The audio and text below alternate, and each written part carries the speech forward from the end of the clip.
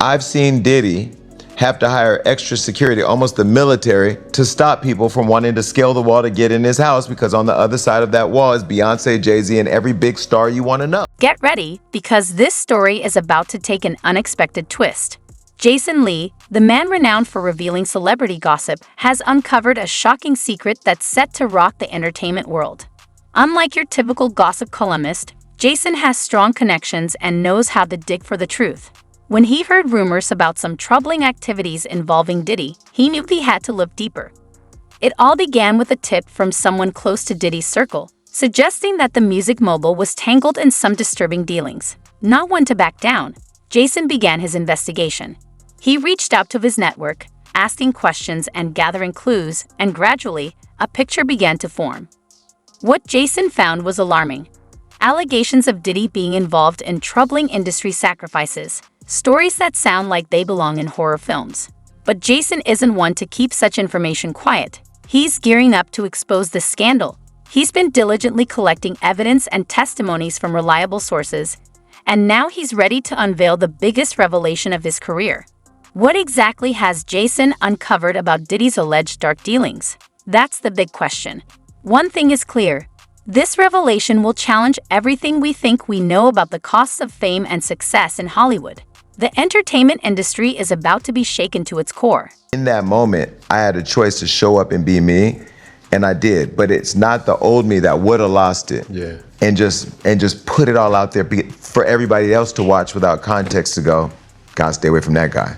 You know, so that's the part of the evolution that I'm on. I don't know if it's therapy, I don't know what it is, but I'm happy with it. You said there's a difference. You call yourself a culture critic, not an entertainment journalist. Right. What's the difference? Well, for me, remember, was it Ebert, Siskel and Ebert, where they used to watch movies and they used to have their critic of it? You know, I watch the industry play out. I watch entertainment and politics play out, and I have an opinion for it. A journalist, they don't really have opinions, in my opinion. They're writing a story, they're telling a story without putting their opinions on it. I like to have an opinion. I've never written a story on my website. I don't write stories. I have writers that do that. I have social media. I don't post on Hollywood Unlocked. My writers, they do all of that. They have editorial discretion, do whatever they got to do. Of course, within the guidelines I've set, and if there's any questionable thing, they'll ask, and I'll say yes or no. But when it comes to my opinion, I get my notes of what the topic is, and then I just say what I think. Very rarely go through all the notes. You started Hollywood Unlocked in 2015. Yes. With who? Me. Now, in 2024, how many employees do you have? Oh, now I have there's probably total like 14. Yeah. Because now we have a chief revenue officer who's focused on bringing in revenue. We have a chief financial officer who's responsible to make sure we're managing the money right, and the cap table and this investors and this and that. And then, you know, we have, we just launched Healthcare Unlocked, which is a whole healthcare initiative to get Americans healthier, because people don't know that there's $0 healthcare options affordable to them. And now for people that have been kicked off of Medicaid, the government kicked off like 11.5 million people off Medicaid. We're helping to sign those people up through working with celebrities to promote that, getting America healthier again. So there's different parts of the business. It's evolved from a website and a social media page to a show to original content. And now we're, looking at the tech side and developing our app and our network. We have an award show, which you should come to June 21st. It's Fly at the Beverly Hilton. We're evolving. There's so much more we want to do. So, out of everything you could have covered, what was your need to cover the culture or pop culture, so to speak? Because look at what's happening to Diddy right now. I'm not saying Diddy did it. I'm not saying Diddy didn't do it. And I'm not going to say no Diddy. That's the whole joke online right now. But when you look at it, we cannibalize our own more than they do. For sure. We will cancel us before they do, and we will make ourselves the laughing stock, not understanding we're really doing the layup for it to happen to somebody else, right? You saw when Kanye got canceled for doing what he did, and what he did was very reckless in how he decided to articulate his thoughts. But then you saw how easy it was for people to try to go after and kill Kyrie for retweeting something that existed on Jeff Bezos' website. right? Nobody ever mentioned Jeff Bezos. So, when I look at the application to cancel culture, when I look at the storytelling, how they used to vilify Floyd, and here I am on the jet with this man, super generous, looking out for everybody, inspiring kids everywhere we go, all over the world, people know him and are inspired by him, but to vilify him or make a mockery out of him or to do this and that, I'm like, yo, there has to be a platform that has a little bit more responsibility. You can still be critical, but you got to be fair and you got to be even-handed in how you hand it out. That's what I thought I wanted to do. So as a critic, it was Charlemagne who said, because he was somebody else I looked up to, and you see his evolution from when he was with Wendy to now, I looked at him, he said, man, it's really hard for me to tell what you are, but if anything, you're a culture critic. So I called my attorney and I said, trademark culture critic, because that's what I am. And then now that's what because they would say, oh, he's a blogger.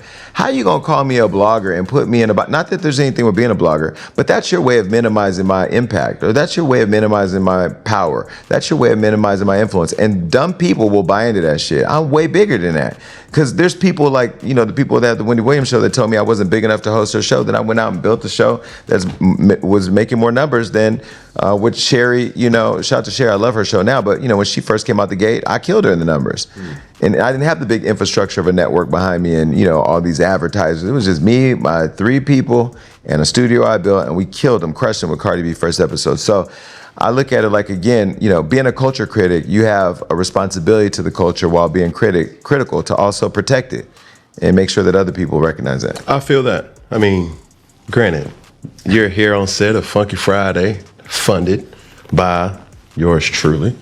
And I've always said this many times, that what I penetrate or project into the world is something that I want people to see authenticity.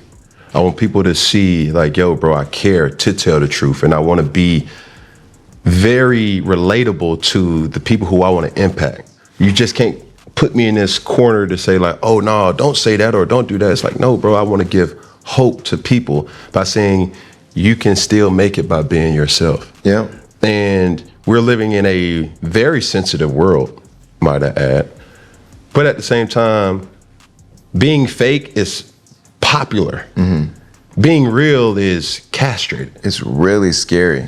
It's really scary. Like, I don't post on social media like I used to anymore because I understand the weight of my influence and the words I use. Right. But there are times I'll look at things happen and I want to go say something, but I choose now to only do it if it's in my podcast or on my show. It's a part of my show. Right. Because if I go say it on Instagram, it hits different. People go, But we are living in a world where everybody's ultra sensitive. And this is the craziest part of how we're all trained to become enslaved to the bullshit. You want that brand endorsement, you got to fall within the guidelines or fall within the culture of this brand. Well, if your opinion or your free thought doesn't fall within the guidelines of a brand that's going to pay you, that means you're paid for your thought. So you're really not a free thinker, you're a slave. And so I don't have all the deals I could have, and I'm going to get deals because they're being offered to me now, but I keep telling everybody, if you want me to work with you, you're going to have to understand the level of freedom that I operate in. I'm going to have to be able to say what I think and what I feel. And here's the scary part about it. Howard Stern can do it. Joe Rogan can do it. But if you black and brown and you do it, you didn't think that noose was off your neck. You better get back over there and sit down. See, that's why I love it. They can't get me. And as soon as I feel like they're going to get me, like Tamara Hall. I don't really hate Tamara Hall. She's beautiful. She's a wife, mom, and all that. But like, why all the black people keep saying you don't like black people at your show? There's this doctor, if you go and look, Dr. Ian, I think his name is. He went and said how the producers over there was treating him as a black man. He went into this whole thing. You got to go watch it anyway. There's a problem over there because you're too busy chasing TikTok, like most of these rappers, because you fall on that TikTok. Well, what happens when TikTok gets banned? Oh, you motherfuckers ain't gonna know who you are. I am. I'm viral on TikTok every day and never even know how I got there. It just finds its way to TikTok. I don't give a fuck about TikTok. But everybody right now is enslaved to being fake because to be real, to be that one thing that ain't like nothing else, well, you ain't in line. But Joe Rogan and them can do it and get $200 million to do it. A big bag. Crazy. But I have to ask, and you being in the position that you've created for yourself, admirable, might I add. Everything that's happened with Diddy right now. Yeah. Like, how does that affect you? Real relationship, I'm pretty sure you've built a relationship with him respectfully over the years of knowing who he is, what he represents. Yeah. Your show was on Revolt. Yeah. I don't have a friendship with Diddy. He's not my friend. We don't hang out. We've texted a few times. I was on his network. I've been to many of his house parties. Let's start with different silos of Diddy, right? Okay, on one hand, cultural icon. He's done a lot for music, fashion, culture. He has had a school, network ownership, one of the few black owners of a network. Musically, he's inspired the world for years. As a human being, he's had lots of conflict. You had Tupac's death, Biggie's death, all the drama. We had the shooting with J-Lo. Shine went to prison. Maybe he shouldn't have went to prison. There's always been these stories about Diddy being evil. I've heard he was the devil. I heard he was evil. He even once threatened me. But I don't know if it was the De Leon or Ciroc or if it just felt itself. But I was taking a picture in his house and he walked over and he said, "Don't you ever fucking try me. I'm letting you know right now I'm a different type." I said, "Do you want to get in the picture or not? Because I'm drunk, you drunk, and I ain't about to do this with you." Yeah, he got in the picture, took the picture. He said, "I f with you, man. If you don't get your crazy Dr. Jekyll, Mr. Hyde ass out of here." But you know, that was the little experience I had with him. But every text was always love. It was always cool. It was always nice to me. When I see him and Cassie together, I have a video somewhere on one of my Snapchats, them dancing through the house and having a great time, all love. I mean, I've seen Diddy have to hire extra security, almost the military, to stop people from wanting to scale the wall to get in his house because on the other side of that wall is Beyonce, Jay-Z, and every big star you want to know. T.D. Jakes was there too, but I don't know if he was busting open. I'm just saying. Because they said that too about the good bishop. This is what I hate about the internet. If you say it is true, if you think it is true, if somebody retweets it is true, everything ain't true. I don't know.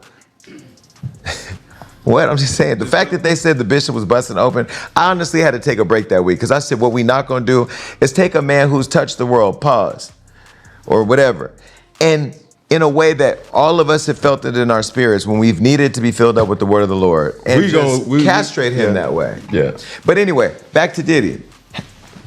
We saw his kids the other day in handcuffs. Did we see Ivanka Trump and Trump Jr. in handcuffs? But they daddy got niggas thinking they Spider-Man climbing up the wall to kill the vice president and take over Congress and stop an election. But we ain't seen a mugshot or nothing because we're teaching people watching.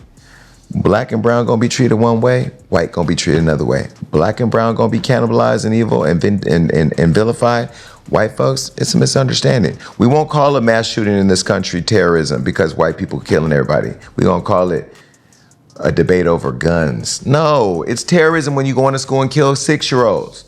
This, you know, Kamala Harris, biggest issue I have with her is that she just has not been able to put her feet solid on the ground with the culture and understand she said that America's not racist and now is running around to every black church that will welcome her in there because she got some white person advising her telling her that's the way to get the black vote. So I feel very passionately about these things. I think with Diddy, what we're watching is we live in an era where celebrities got to be careful and got to be fearful at all times because all I got to do is put everything I want to say about you in a lawsuit. Let TMZ or Hollywood Unlocked or anybody run the lawsuit because you can't sue a lawsuit. It's a public document. Mm-hmm. So it got out to the public. So they did their dirty work. And then, regardless if you're guilty or not, you're going to lose everything. For sure.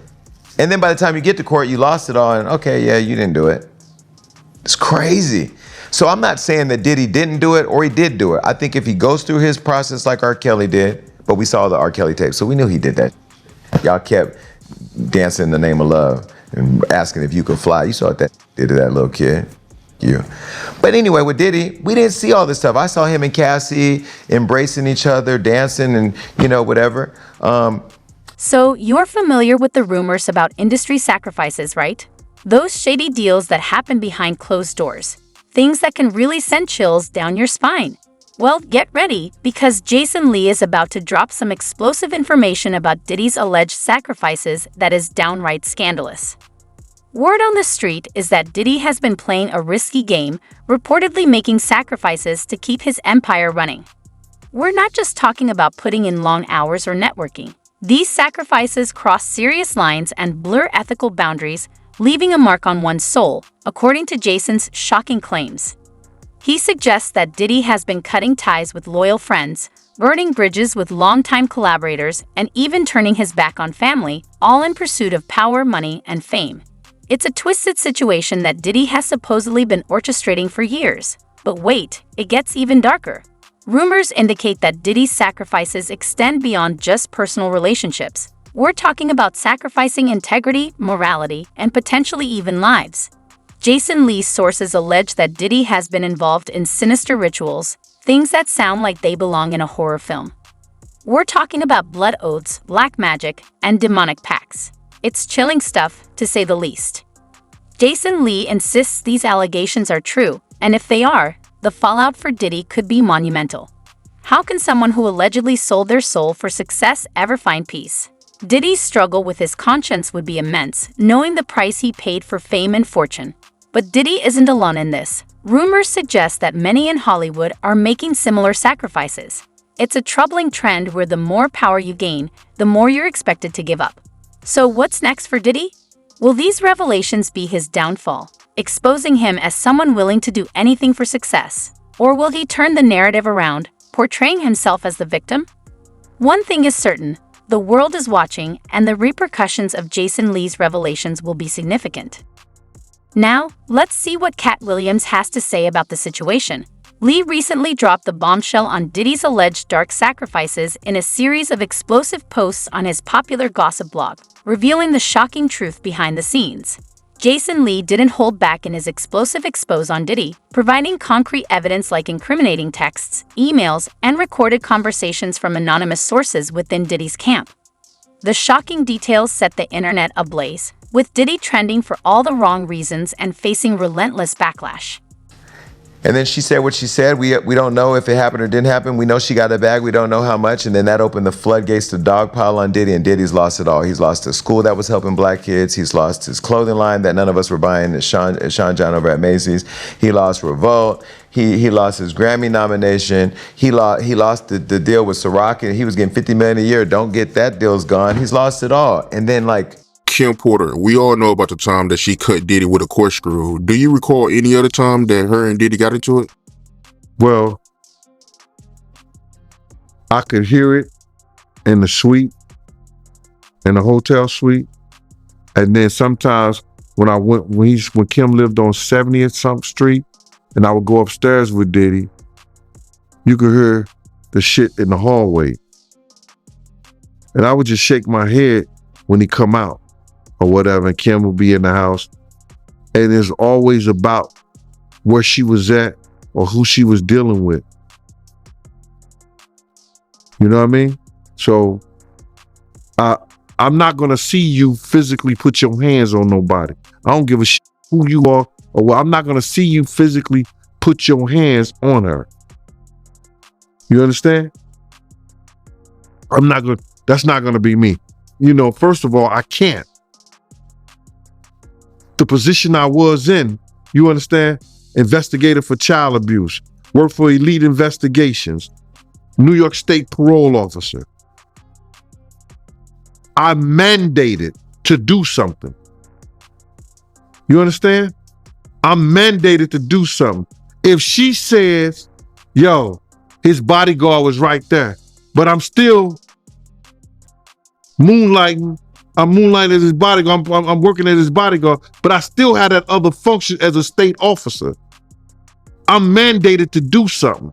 And because the type of dude I am, I'm going to do something anyway. If you don't want me there, it's all right. It's all good. He could have fired me when I told him I'm going to whoop his ass when he said something to his mama like that. He could have fired me then. It didn't make no difference if he did or he did. At the time, I'm Gene. I'm Big Gene. He need me more than I need him. I had the two biggest cats, the three biggest people in New York City behind me. Chaz Williams, Slick, and K. Slay. Do you understand what I'm saying? All those guys representing me, I'm on their team. So he needed me more than I needed him. Because they're not going to do nothing to him. They're not going to push up because they know, oh, that's Chaz man with him. That's K. Slade man with him. That's Slick man with him. You understand?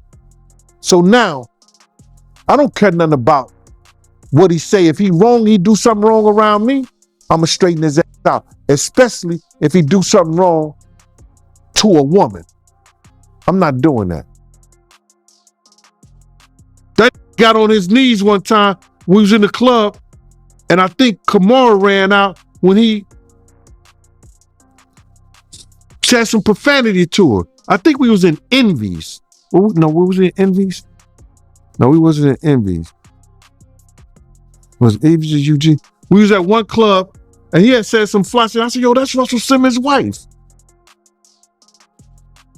But if her security ain't gonna do a motherfucking thing, he just cursed her. But that's a whole nother story at a whole nother time, bro. Crazy, man. So you could hear Diddy putting hands on Kim Porter. Well, see, he always do, like I told you, he be doing that. He'll start off, he'll have something on his mind, and he'll like that play fight with them. You understand? And he'll be hurting them when they to the point where they'll be like, yo, stop. You know what I'm saying? But you know, they got the room is locked. You don't hear none of that. And then, you know, Kim would walk out in her white robe, and you could see it in her face. But what are you gonna do? Right. I always wanted to ask you this, man. Do you know anything about these after parties that Diddy be having? Which after parties? There's a lot of after parties. There's a lot of after parties for a lot of different reasons. There's after parties if we doing it at the hotel after we do a party, or there's after parties after the after party. You understand? right. I guess the one people talk about is the after party. Well, those will be when him and somebody that he needs something from or wants something from, and he'll get those girls and he'll line them up with him, and they'll all go in the same room, and about the end of the next morning, he done got what he need and got what he want. Because 9 times out of 10, he done put those people in a position, in an awkward situation, that they're gonna have to give him what he want. What you mean by that? Go more into detail about that.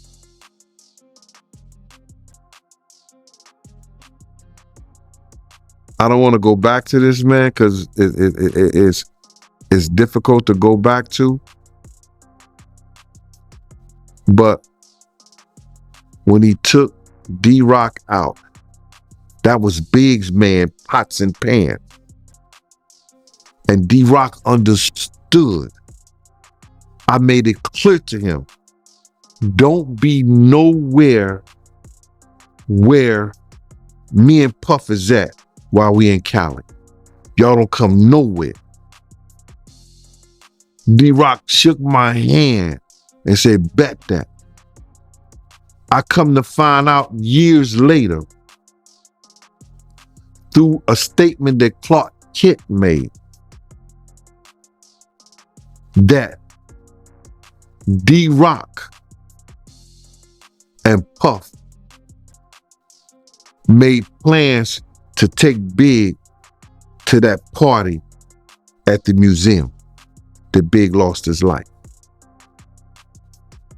That came out, super producer, executive Clark Kent's mouth. The entertainment industry was also buzzing, recognizing the gravity of Jason's claims against a major player like Diddy, whose empire spans music, fashion, and media. While some dismissed Jason as a mere gossip monger, the undeniable evidence made it impossible to ignore. In the weeks following the expose, fans began to reevaluate their favorite stars, questioning what sacrifices they might have made for fame. Jason's bold move catapulted him to the forefront of celebrity news, demonstrating that even the mightiest can fall when the truth emerges. Now, let's shift our focus to Diddy's ex. You know, you was working for Diddy for a long time. You seen a lot. You know, you told me that he was a swinger, you know, him being a part of orgies. And out of curiosity, right, you know, you being around Diddy so long, I'm sure at some point he offered you something. Have he ever offered a female to you or offered you to join an orgy or anything? Bro, we was on a tour bus one time. He had 2 snow bunnies. We picked him up in Dallas. One of the NBA basketball players introduced him to her. He asked me to go get something. I went and got it. He said, yo, Gene, they want to F you, while he was laying in the bed with both of them. And I said, nah, I'm good, bro. I'm all right. And walked out. That's the only time. And then we ended up taking those snow bunnies to Atlanta, right, with us. They went all the way from Texas to Atlanta. And when we got out the bus, it was funny as I was dying. As soon as we got the bus, the snow bunnies was coming off with Puff. And these girls stopped and they said, I know that ain't Sean Puffy Combs with 2 white girls. Some girls was yelling that out. Yo, those girls were on the next thing flying back to Dallas. After all them other guys had used them on the bus. They might put in a suit against them. Even though they was strippers from the club. Damn. Because they would go in the bathrooms, like they'll come in, because he had the big suite back there in the tour bus. They'll come out in the bathroom and God bless the dead, Wook, and I ain't gonna call the other person's name. They would take him in the bathroom, misuse him, then send him back there to Puff. That was crazy. It ain't funny, but that's what was happening. So I gotta ask you, right? Because you was working for Diddy around this time when him and Jennifer Lopez broke up. And we all know that she broke up with him and she started dating one of her dancers. And it's the same situation with Diddy and Cassie, where she broke up with him and she started dating the trainer. So how was that like back then when you was working for Diddy and he broke up with, Jennifer Lopez? And how did he react to that? Well, first and foremost is that he was trying to get Jennifer back. And she was using her personal assistant to let him know wherever Jennifer was at. That's why when Jennifer said that she'll pop up, one time she popped up and she was somebody, there was I think 100 dozen roses. Who buys a chick 100 dozen roses? Or something like that. And it was because her personal assistant at the time had some kind of lead. Her personal assistant had some kind of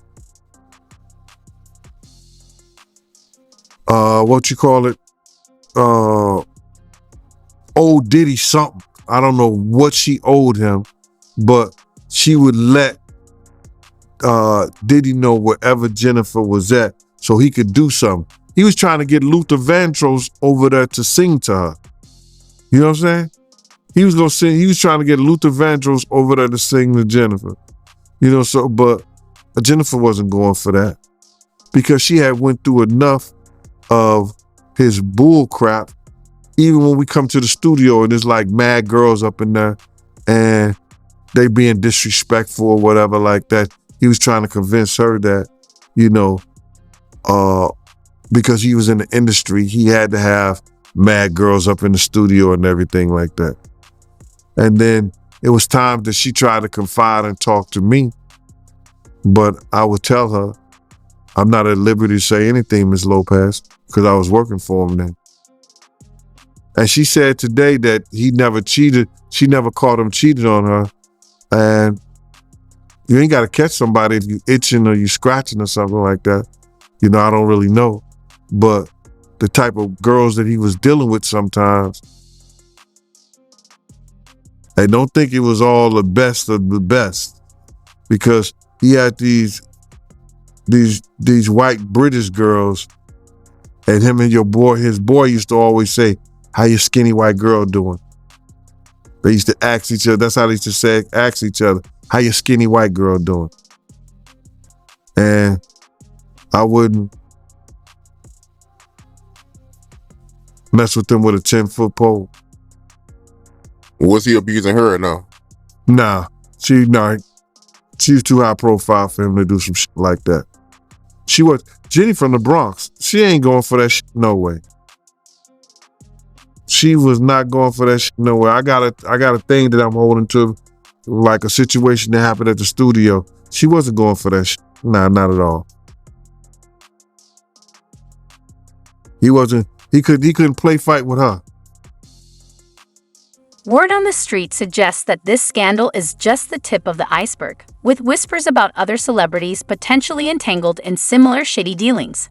The fallout from these revelations is just beginning, and the industry is bracing for more shocking truths to emerge.